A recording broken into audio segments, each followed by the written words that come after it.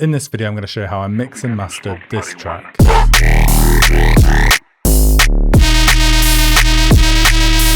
We're going to follow a very simple strategy to mix and master this tune. We're going to mix loud. If we have a look at the master chain here, I'm going to start mixing with these on my master chain. The G clip is going to hard clip all sounds. This is going to cut off anything above 0 dB to give it maximum loudness. And I've already put this gain up slightly to give it even more loudness. And then I'll also use a limiter, and this will stop any true peaks getting through. So this will just make the mix sound clean whilst also super loud. If you just want to go completely super loud, then don't add a Pro L, but you will get true peak sound as well. And we can track all this on the Ulian loudness meter. So we're going to focus on this integrated LUFS value here, and then you can track the true peak value here. And it depends what genre you're making. So if you're making like really heavy neuro, you might want to go down to -3 LUFS, even lower to -2.5 LUFS. Or if you're mixing like rollers, jump up, you might want to aim for like a more like -4 to -5.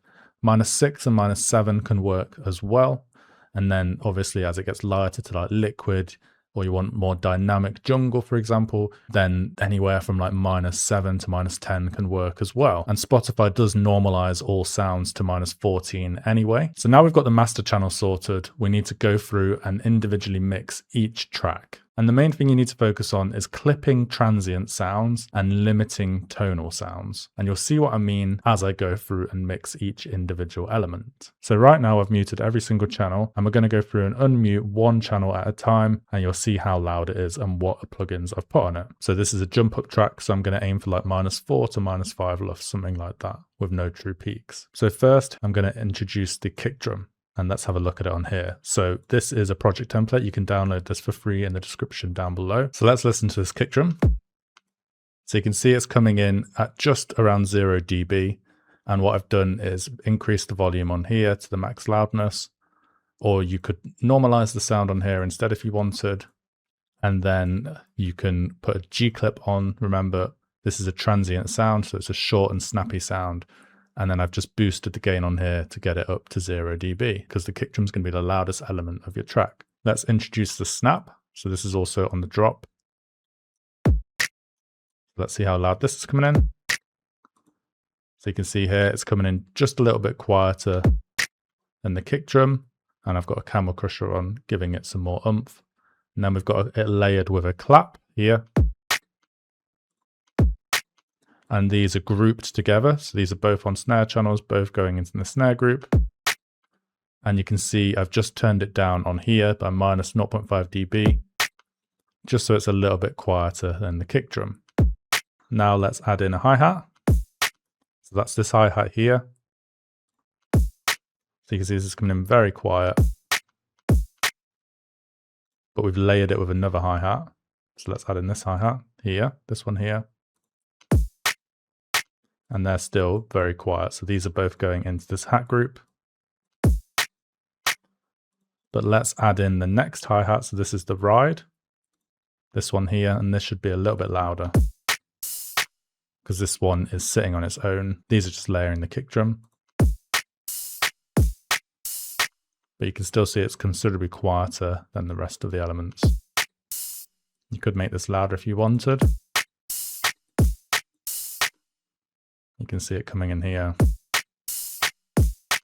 I think we probably did get a bit louder. One of my plugins has stopped working for some reason. So something like this maybe.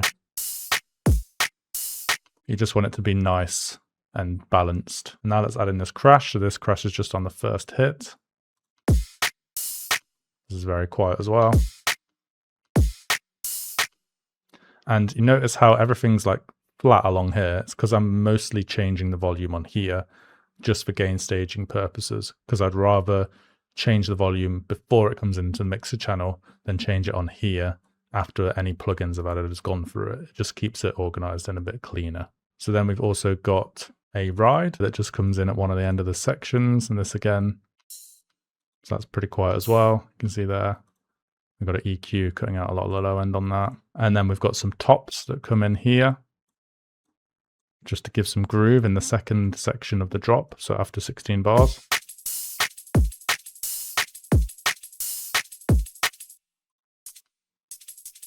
These are very quiet as well.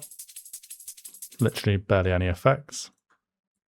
And then we've got another hat, number 2 here,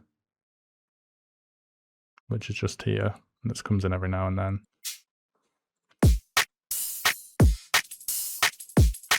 You can see it comes like there, comes in here. Just add a bit of variation every now and then. And then that's all the drums done. We reuse some elements in the intro, for example, the hi-hats and that ride and the kick drum here. I'll then show you what happens to all these drums. So all these drums here get sent to their relevant groups, which then gets sent to the drum bus here. So all this is getting sent here, which then has a G clip on it. So you can then just push this even more if you want. So let me play it and push it.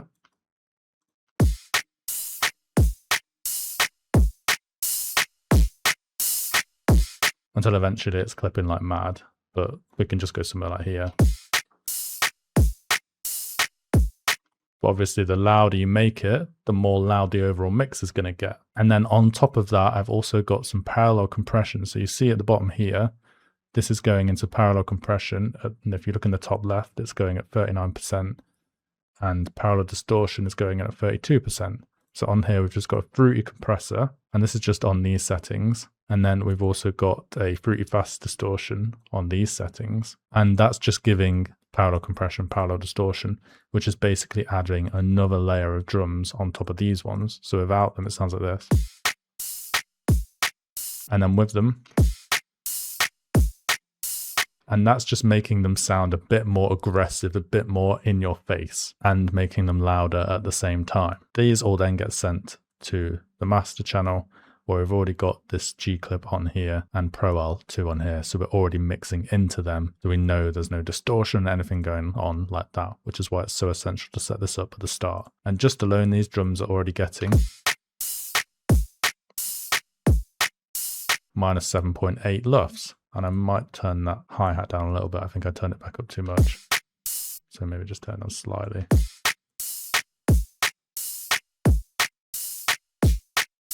And obviously I'd come back and listen to it again over and over just to get the balance right. So now we can start introducing basses on the drop. So what I'll do is turn on all the basses and you'll see a very similar pattern for all of them. So go to here, here, here, here, here. I won't turn on the sub bass just yet, but everything else I will turn on, and then we'll listen to them and watch them all along here. Keep an eye on the volume of every single bass channel that is played, and I'll follow them with you.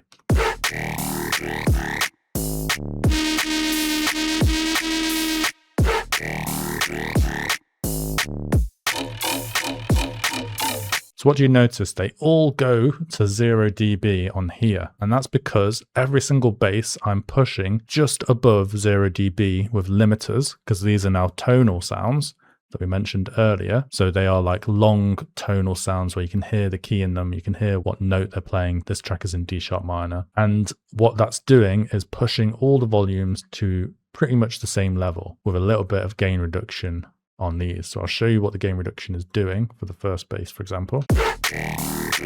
So just there, we've got just a little bit gain reduction. So we know for sure the bass is coming in at around 0 dB. The second bass. And then again there, we know this bass is coming in. I could even push that a little bit more just to make sure all the volume of it is coming in at a 0 dB with that gain reduction. And basically what this helps you do is make sure none of your basses are ever too quiet, which is a very common mistake a lot of beginners make, is they'll have like 5 different basses, but then 2 of them will be really quiet compared to the rest of the basses, and it just doesn't sound right. Now, all these are the same volume going into the bass bus channel. And now if we press play on here, pretty much all the sounds will be coming in at 0 dB.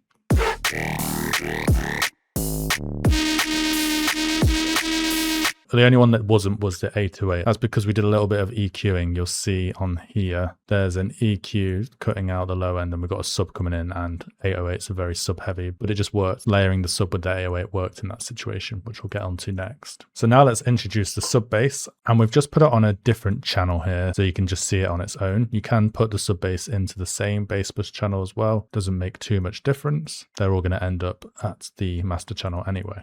So the sub bass is here, and it's basically just copying the melody of all the basses, because on the bass bus, we've got an EQ cutting out any low end at 105 Hertz. We've also got all the side chain happening on the bass bus as well, the kickstart 2 side chain, and that's side chaining the kick and the clap / snare. So now let's listen to it with the sub bass, and let's watch the volume of the sub.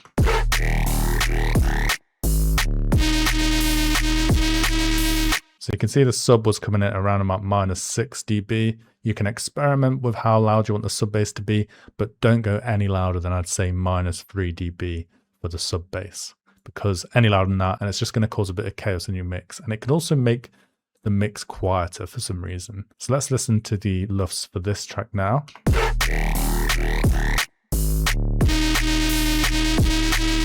So we're getting around about -4.3 integrated LUFS there, which is great, with 0 dB true peaking. So we're getting a decent volume of loudness for this track, given there's a lot of pauses in the track as well. And then we've just got to go through and add everything else in. So first of all, I've got this main bass from the intro, and I'll just keep everything else unmuted as well, so you can hear everything. So this is playing here. You can see the levels here and all the processing I've got on it. And you can also see here like the cutoff. I'm automating the cutoff and the EQ. So that's going to affect the volume of it as well. And then we've just got a G clip at the end just to stop anything from getting through, but I don't think it ever gets that loud.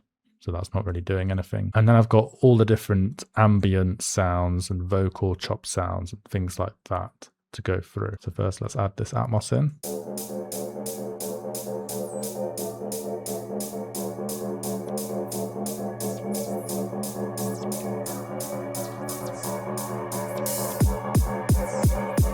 See, that's gradually getting louder. I'm not sure why we've put that on the bass channel, but it should be in the effects section. Sometimes just stuff like that happens when you're like in the flow state of producing. And then we've got this riser here. Some channel 44. You can see how quiet that riser is. And then let's come down to here. So we've got these little vocal chops and the main vocal. So first of all, let's add in this vocal chop delay thing, because this is very quiet in the background. And then the main vocal will be pretty loud before the drop. So this is this one here. Let's listen to this. Some boys began to drink beer and whiskey. A few began to smoke marijuana. And then you'll notice on here, again, this is a tonal sound. So I want to use some sort of limiter to stop any peaks coming through. So I can use like KHS limiter. Some boys began to drink beer and whiskey. And that's just getting loud like that because I've also got some reverb on this channel here. So these two volumes combined are going into the vocal channel, which is making it go over 0. And of course I could like change the amount of increase on here, adjust it that way, not have as much reverb. Some boys began to drink beer and whiskey. A few began to smoke marijuana. And then that's pretty simple. I've just got this claw vocals on it, which is giving it some nice effect and bringing out some of the frequencies a bit better. So then what's really left is just the intro sounds. So all these different sounds. And I'll just add them all in and then we'll listen to it together and I'll just talk over the main ideas behind it. So let me just unmute everything so you can hear it. And we'll come to this effects section. So immediately notice how quiet this is, these volumes are compared to everything else. And then let's go through. So just notice everything's really quiet. This is actually the loudest element here, mixed with the hi-hat. All the other elements really far in the background. The rises are a little bit louder. Some boys began to drink beer and whiskey. A few began to smoke marijuana.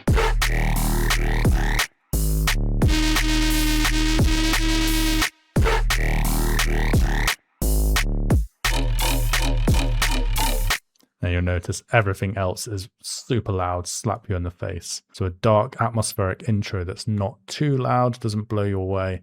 And then when the drop hits, it slams you in the face and the drop sounds really aggressive. And that is the process of mixing and mastering loud all in one go, complete. If you have any questions about anything, please let me know in the comments and I'll do my best to answer them to the best of my ability. And if you like my teaching methods, make sure to check out my sample packs and my music production academy, where you can learn lots more about finishing track after track. Thank you for watching. If you enjoyed this video, why not watch this video here, where you can learn more about mixing even louder and get to a crazy loud LUFS value for certain genres of music, and keep learning and progressing your knowledge in music production.